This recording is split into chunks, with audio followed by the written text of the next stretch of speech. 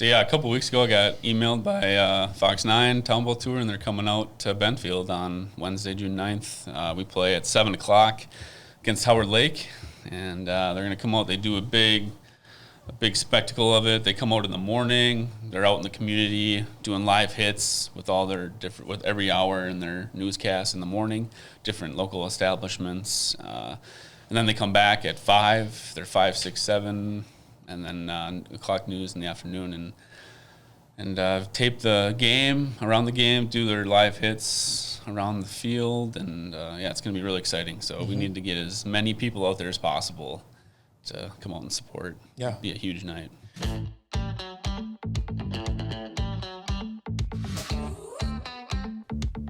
This is the Buffalo Community Podcast, all about the greatest small town in the USA, the people in it, and how it all works together. Here are your hosts, Tyler Reiss and Mark Benzer.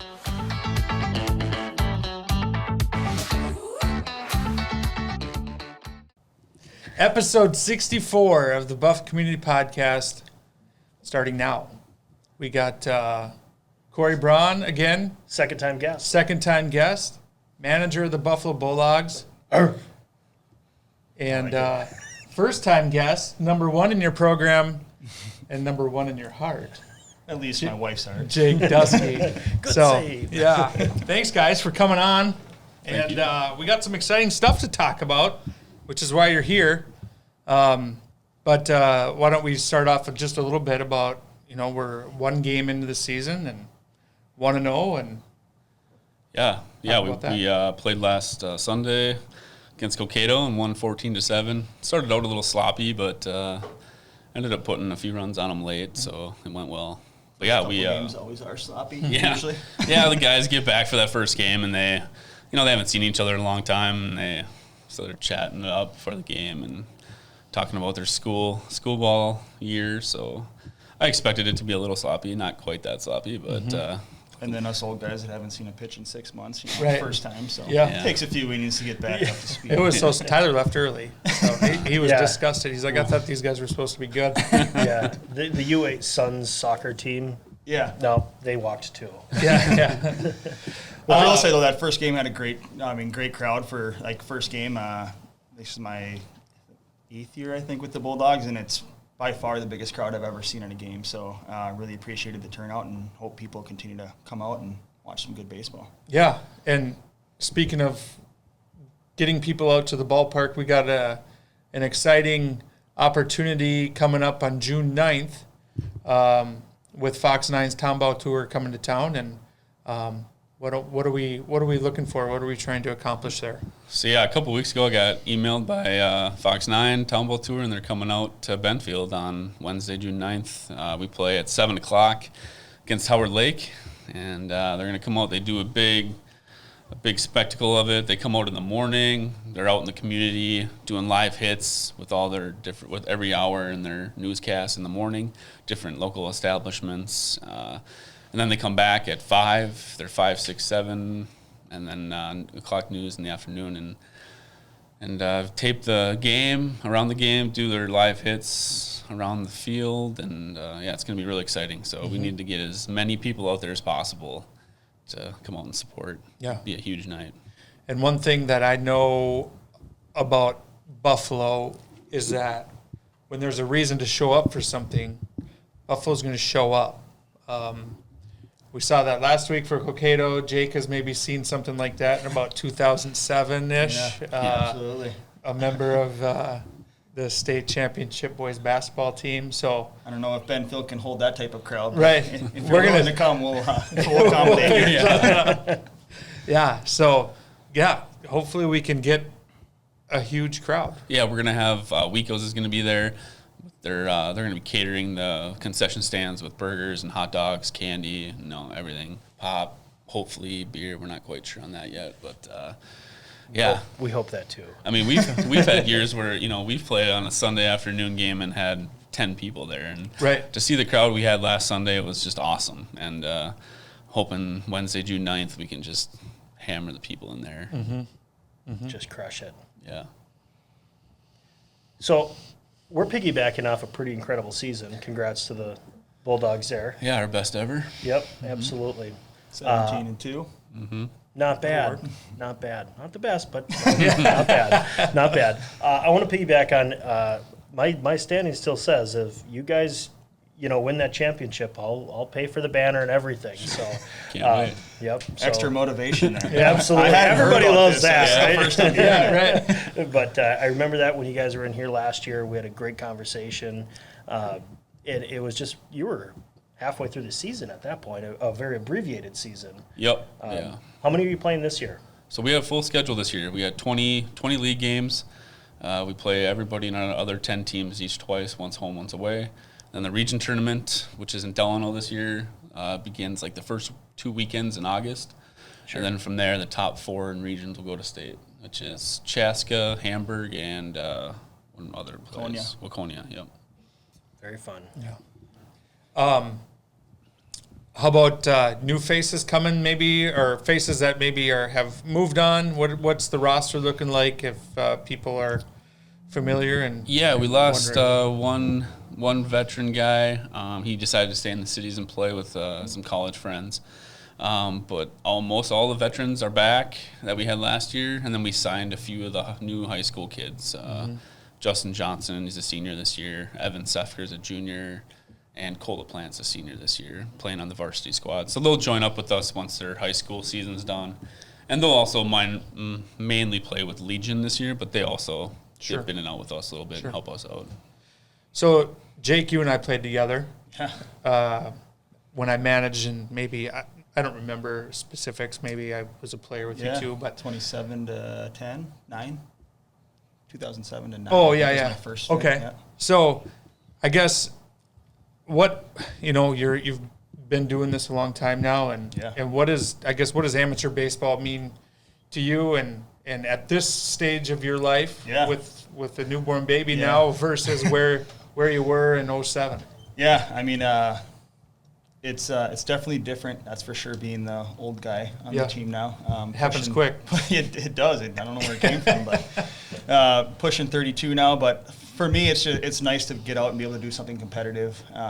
Playing sports my whole life and kind of having that competitive drive, it's something that I've been able to fall back on every summer, and as long as I can still do it, I enjoy playing. So, and it's a unique experience when you got 30, 35-year-olds playing, like with Corey said, high school kids that are 17, 18 years old. It's just makes it super unique and super fun, and kind of brings all of the talent of the people that still want to play baseball even after they've moved on past their college years and stuff, all together on a few nights of summer to play. So it's a ton of fun for me, and with the baby, I thought I might have been done. Got the okay for one more year, so hopefully we can keep rolling one more year for a while. But yeah, I love the aspect too of kind of going off of what you said, where you're 32 playing with your 19, 18, and I remember a specific moment last year. You did something sweet, and Noah Christensen was kind of standing outside the dugout, and he just goes, "Man, that guy's good." And you forget that, he doesn't know. He never saw you play in high school. He was playing with you for the first time, and really probably wasn't all that familiar with the Bulldogs in terms of a roster. But being 40 and 32, and he's 18, you kind of forget that. Yeah. And that's one of the cool things for me too. As an older player, just those guys are in college. They're growing, they're developing. So I try to give them little nuggets where I can. Not overwhelm them. Obviously, they have college coaches and stuff that are doing things, but things that have worked for me. With Noah, obviously shortstop. I was a former shortstop, so there's a lot of things that just to bounce off, and it's kind of cool to see that transition from the young kid who was the cocky one runner on the field, and now the one that's a little bit, more mature and taking some of those kids under their wings a little bit. Yeah. But that's been a fun transition for me too, and like I said, still being able to play and compete is what makes it a ton of fun. Because you also went on from high school, to play collegiately. What's your college? Yeah, so I played my first year down at Upper Iowa in the NSIC, and then from there I wanted to transfer to be with my then girlfriend, talking about her a lot, but to be with my wife, so I went to Stout. Played my last 3 years at Stout. Carter Vogt, Bulldog as well, played at Stout with me for the last 3 years too. So, and then came back after a couple years out in Milwaukee for work, and when I moved back to town, rejoined with the Bulldogs for the last 5 years. So it's been fun. I was just going to say, too, so much of our success and just how amateur ball works and having success in amateur ball is how those veterans and those young kids gel together and work together. Because we've had scenarios in our team and past, other teams I've seen where it just doesn't work. It doesn't clash. It clashes, and they just don't get along. Or and I give a lot of credit to our veterans on the team. There's a good 5-6 of them that have been together for the last 5 or 6 years that. They accept the young kids, and whether it's moving positions, the veterans moving positions to play other spots, to stay in the lineup, and allow these younger guys to come in and fill a role, it's been awesome and has a lot to do with how good we've been. Mm-hmm. What's your favorite old guy joke that they're no doubtedly giving you? Oh, boy. Remember, kids might watch this. I get it a lot, and from a lot of different angles, but it's to be expected. I think probably the most recent one is just the dad strength now. Yeah.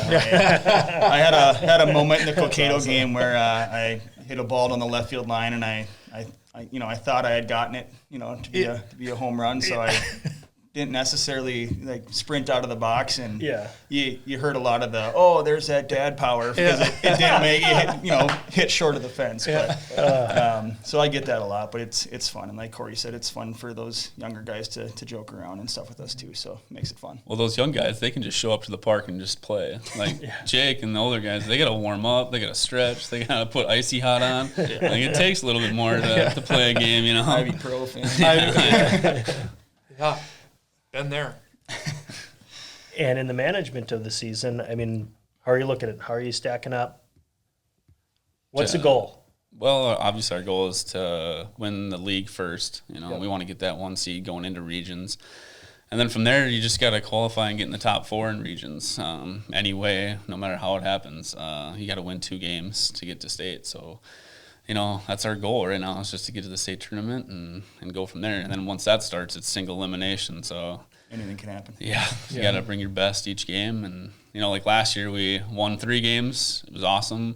We get to that final 8, Elite 8 game, and end up losing to Fairmont, who ended up winning the state tournament. So, that was, I guess, you kind of root for them after they beat you. But the way the bracket broke there after that game, it was a little disheartening because it was like, what could have been, but hopefully we're back this year. Yeah, and as a fan, those region tournaments, then as you get into the state tournaments, that's when the baseball really picks up and gets to be a lot of fun, and you get the big crowds, and you kind of get that really sweet atmosphere. So, again, just a plug for the regions are nice and close in Delno this year, and then the state tournament's a fairly short drive too, if we are fortunate enough to make it there. Even if we're not, just to go out and support town team baseball, it's fun to watch. It's a cheap ticket. Usually got hot dogs, hamburgers, so can't beat it. So definitely recommend putting it on your schedule for later this summer. Yeah, that's a hard thing to get across to the guys too. Like in 2017, we went to the state tournament, won a couple games. We come back in 2018, you think, we're going to go back again. We're good, and we went 0-2 in regions and we're done. So it's nothing. In our league, it's so good, top to bottom, that it's just not guaranteed that you're going to get out of that region, no matter how good you think you are. Sure. So, strength of the team this year, if you had to say, we're exceptionally talented in this department, what would you say? It's probably got to be our hitting. We last year, I think we averaged over 10 runs a game in the 10 regular season games we had. And our first game this year, we put up 14. So it's definitely our lineup. Our lineup is pretty good top to bottom. And our pitching staff is pretty good too. It's with John Early at the top, and then guys like Garrick Newman and John Weber and stuff like that. So yeah, definitely our hitting though. And that's what helps you make those deep runs. I think like Corey said, our strength is probably our hitting, but in the last few years, our pitching has definitely showed up and gotten a lot better in that rotation, where in the past was a couple guys deep and you run thin quickly. We've now been able to add that 3rd, 4th, 5th guy that you can throw in there and rely on to get some innings and get some outs. So that definitely helps to go along with that hitting. So right, yeah, I think town ball, just having been a part of it and know a little bit about it, and the things that make teams good year after year, and I would say we're really close to that here in Buffalo. And I think we might be at the very early stages of developing a perennial, really good team. Yeah. But you're always dealing with people moving away, going to college, they come back and play, and then they get a job somewhere. Having kids. Selfish jerks. No, but, what would you say, is the difference between, 2013, some of those early years, and now, outside of just, we're talented, Yeah, a lot of it is just trying to create a better culture for baseball in the town of Buffalo as a whole, and that goes top to bottom. That's the Buffalo Baseball Association. That's the junior and the middle school, the high school program, the Legion program. Everybody top to bottom is just getting kids involved in the baseball program and then keeping them there too as well. The more kids we can have in the program itself, starting at a young age, the better off we're going to be. Everywhere and every level, I can see it already. The kids that are coming out of high school, a lot of 2, 3, 4, 5 of them are going to play college baseball somewhere, and that's great. And it never used to be like that, I feel like. Right. So, and then just, creating a good atmosphere at the ball field for people to come out and see, is important. So, and we're working towards that. We're working with the city and we're working with the Legion program and stuff like that to just make the facilities better and nicer. So fundraising is huge for us. So we can have a good atmosphere and nice crowds out there. Yeah, it's a lot more fun when you come and play and you got the crowd and you got a nice field to play at. Like in our league, like Corey mentioned, you got a lot of nice ballparks that makes it fun to go to. But it's that much more fun when it's your home park. That's the sweet park. So everything we can do to put in it to make it better, I think that also helps keep people around, want to come back and play. And inevitably, you're going to have those college kids that that want to play with their college buddies. I did it for a few years when I was in college, and the people that move away, but I think to Corey's point, if you get that steady flow of people that want to play baseball when they are here, there's a lot of college coaches that'll say that they love town ball and they want their kids to play it. So I think it's just developing those kids that continue to go on and play college baseball, and then that are looking for something to do once they're done with college as well. Yeah, I'm going to chime in on as the non-resident baseball player or non-baseball player resident here. I'm a fan of just going to that ballpark on a nice summer night. I mean, the kids are there, going out there multiple times last year, even this year. It's just a cool, fun atmosphere. You don't even have to be like a baseball fan because, quite honestly, I can't stand watching it on TV. I love watching it in person. Yeah, it's a nice summer night. The kids are playing in the dirt. You get to see this, and actually, kids, they kind of treat you like celebrities, or they're like, oh my. That's a real man. That's a professional baseball player. But, I mean, it's just a cool experience as somebody that has never played the game to actually enjoy that about our town here. So if you think you have to be a fan or have played baseball to come and enjoy yourself, it's absolutely not the truth. I think you can have a lot of fun out there. No, it's definitely a nice thing to have in the community. Not everybody wants to travel down to Minneapolis to go watch the Twins and stuff. So, and it's good. I'm not saying we're that good, but I mean it's quality baseball that you can come out and see. And then we let the kids run out on the field after the game, when the game's over, and let them run around and throw the ball around. So we try to create a good atmosphere for them. And if you haven't been at the park and are thinking about going, that Fox game is going to be a perfect one to come out, and that's kind of would be the heightened experience. We'll have food and beverage there, which hopefully in the future we can work towards having that there. We don't get that every game, but that'll be a really good experience to bring the family out, have burgers, hot dogs, and some drinks and whatever. And like you said, whether it's taking in the game fully or just being around the atmosphere and all on a nice night, I think that'll be a really good experience if you haven't been out to get out and see what it's all about. Yeah. Right. I think. This is a really good opportunity to, build awareness of the Buffalo Bulldogs and building off of momentum of what you guys. The reason Fox 9's coming here is because you guys played in the final weekend last year. I don't know if they've come out and said that flat out, but it just is. Yeah. And all people who are familiar with it, also understand that, we chatted a little bit about. We're not Delano. We're not DC. Like, you sure you want to come to Buffalo? Yeah. But it's just like, we're trying to get that. We're trying to build that. And obviously the Bulldogs can't do it by themselves, or the BBA, or, it's going to require an entire community effort to get behind what town ball is. And I think Fox 9 coming to town is going to do a lot for that, hopefully. Yeah, absolutely. I think it'll help a ton with just exposure. And, yeah, we don't have that extravagant park like some of the other ones do, but most towns don't. Most town teams don't. And, we deal with what we have, and we work with what we can inside our budget, and we try to make a good atmosphere no matter what. Yeah. So if you love town ball and you're looking for a good place to park some money, we would love to have... Yeah. We have a Venmo account and everything. Yeah, we would love to have set up some significant improvements made out to Bentfield, which are in the works. Yeah. And the city helps out with taking care of the field and improving the field. Yeah, absolutely. But a lot of the improvements, the grand vision isn't going to come from the city. It'll be in partnership with the city. And yeah, the improvement even from 5 years ago when I came back and started playing again is pretty incredible. There's been a lot of work that's been put into that field, but like you said, the end goal is something bigger than that. So there's a lot to build to that, but we'll keep chipping away at it as we can. And like Corey said, work within our budget and hopefully bring that park to life slowly year over year. And we know that obviously we're probably not going to be here for that end goal, but maybe our kids will be someday. And that's what we want. And so you can come back and watch on the other side of the fence and enjoy it. Yeah. So. Very cool. I really like that. Is there anything that you want to remind people?